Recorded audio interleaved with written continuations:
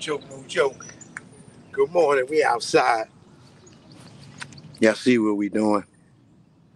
I'm over here working out with the Asians. That music be loud. So I'm trying to be a little far away. Kenyatta, what up? Good morning to you. How y'all doing? I just ran a mile and a half. You know what I mean? So I'm getting over here doing a little.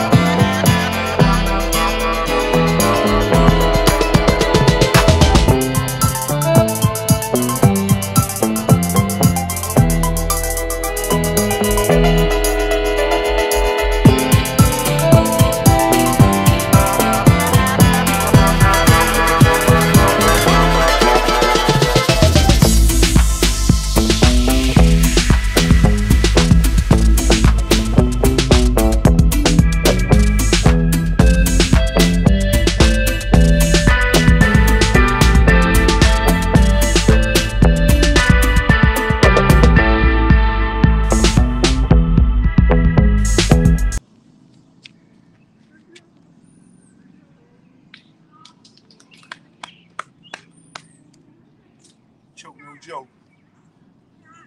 It's called the wind down. When I get over here and wind down with the Asian community, you know what I mean? Choke, no joke. How y'all doing out there? Good morning to you. As you can see, we outside, even in the rain. It was raining this morning. And I was like, oh man, I'm still going. But I came out and I was lucky because it slowed down at first and I was jogging in the rain and then it stopped. But if you could see the sky, there's nothing but clouds out here. Nothing but clouds out here. So I expected to rain again. Vince P, what up? Original Choke No Jokes in the building. Vince P in the building. Waikiki Judah, what up? Key Brown in the building. Clifford just stepped in. What up? It looks kind of confusing. Sorry, Choke. You gotta know Tai Chi, Papa. Oh, you know, you not watch the Bruce Lee movies, huh? You never seen the 5 Deadly Venoms, huh? You don't know the snake style. You don't know the lizard style or the toad. You got to watch Kung Fu movie for you to understand the Japanese and Chinese culture. Yes, it is confusing to an American. That's why you have to travel the world. Only thing you black people in America know when it comes to Asian people is Chinese food. You think we all Chinese. We not all Chinese. I'm from Vietnam. You tell me go back to China. I never even been to China. I'm from Vietnam. I don't know nothing about 4 wings and fried rice. Why you always ask me for 4 wings and fried rice and duck sauce? I'm from Vietnam. I'm not from China.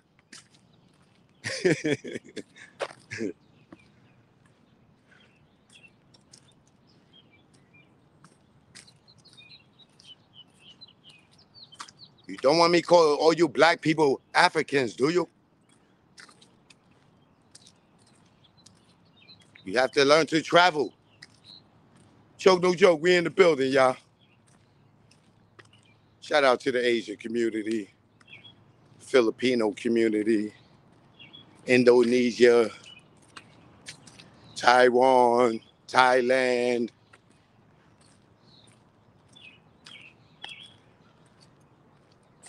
China, Japan. Shout out to all y'all. These are just jokes, please.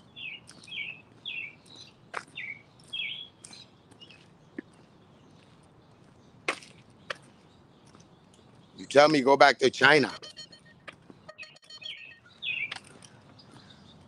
I am Japanese.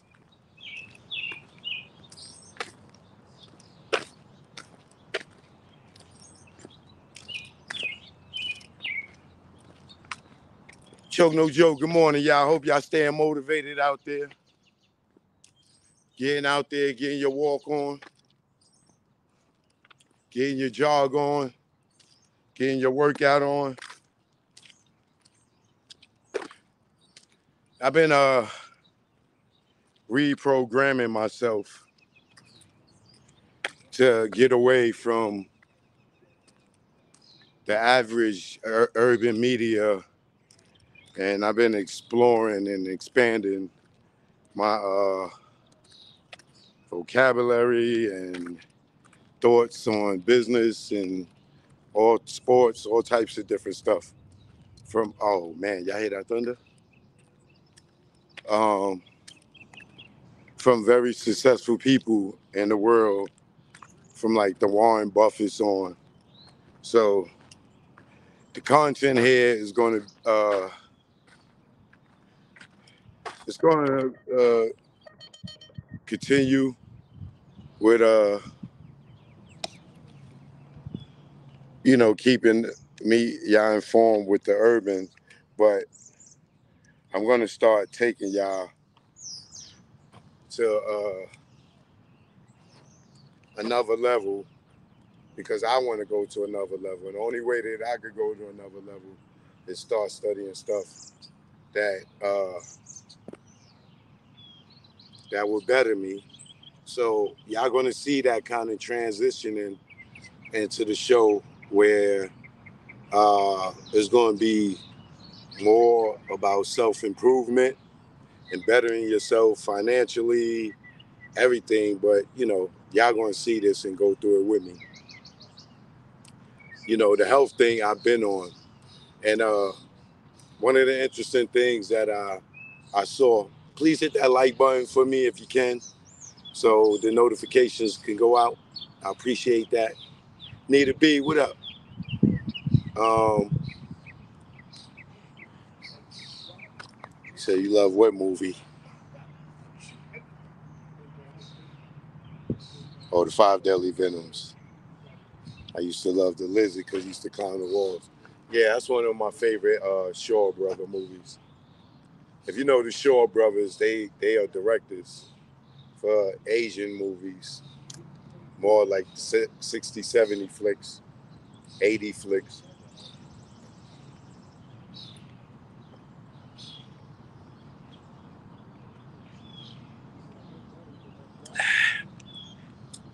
Movies like Five Deadly Venoms, The Kid with the Golden Arm, things like that. Thank y'all for hitting that like button. I see some more people came in. But so the last few days, Warren Buffett, he's been my study, and I'm going to bounce around to different people, but I'm trying to grab the best knowledge from the people that did the best at what they were doing, and see where that applies, or I can apply it to my self growth, and just look at some of the lessons in life from some of these people. I don't want to.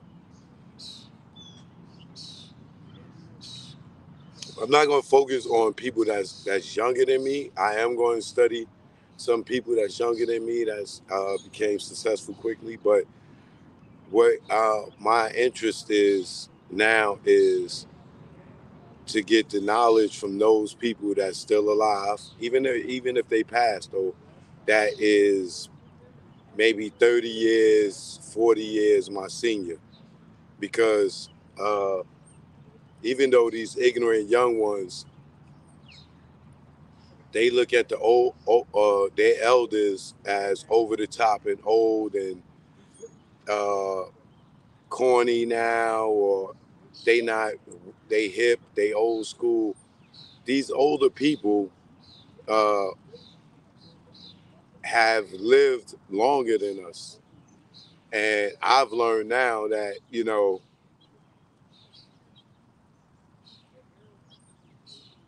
when I was 25, I thought I knew something. Now at 50, I know I didn't know nothing at 25, and I thought I knew it all. I don't know half. I didn't know half of what I didn't even know, probably 10% of what I know with life experiences alone that I know now at this age. So what I'm doing is I'm studying the dudes that's older than me by, like I said, 40 years my senior, because some of them didn't become rich until they was like 60. You know what I'm saying? So there's a lot of lessons from listening to these people, just from life lessons alone, period. Right? Um, like some of y'all look at Tupac and y'all say, oh, Tupac was a genius. If he was thinking that way at 25, think about where his mind would be at now if he was still alive and on the right trajectory, and changed his circle, and started thinking like I'm thinking now from back then. Another 25 years, it's amazing to think what he would have accomplished by now.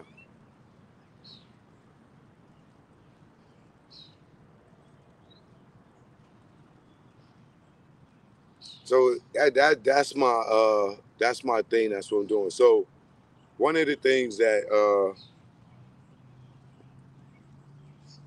I hear Warren Buffett say a lot is he has this analogy that he says a lot, and I've seen in several of his lectures and speeches, um, where he talks about uh, investments, right? And his main thing is you got to invest in yourself. You know what I'm saying? You got to invest in yourself, right? And he said, if I told you one of the things that he said, which made me feel good about myself off the top was, he said, if I gave you a car and you only had this one car and you knew that you can only have this one car for the rest of your life, how would you treat that car? Knowing that this is the only car you're going to have for the rest of your life, right? Or for 40 years. How would you treat this car, right? Would you make sure, like, every little nick, scratch, you on it, all you changes, everything, like you got to have this car for 30, 40 years. How are you going to treat this car, right? He said that you shouldn't apply to yourself and investing in yourself with your health. You know what I'm saying? You're only going to have one body. You're only going to have one brain. You know what I'm saying? You got to maintain your health to have a healthy brain, a healthy body to go far in life. If you don't invest in yourself, first and foremost, with your physical self, because this is your car that you got to drive for the rest of your life, right? So if you got to drive this car for the rest of your life, you're going to keep chugging soda and spilling soda in the seats and food in the seats and leaving it there. You ain't gonna go get no oil changes. You're not gonna change your tires. If your windshield cracked, you just gonna leave it cracked until it look like a big ass spider web.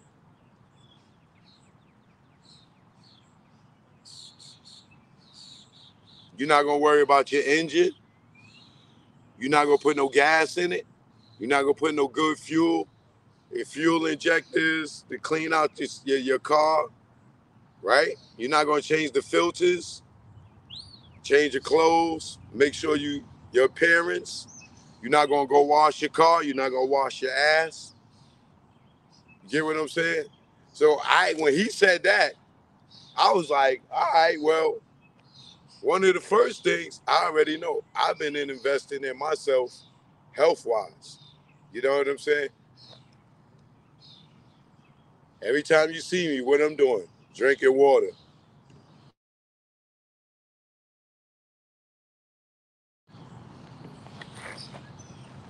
Daily, what am I doing? Working out.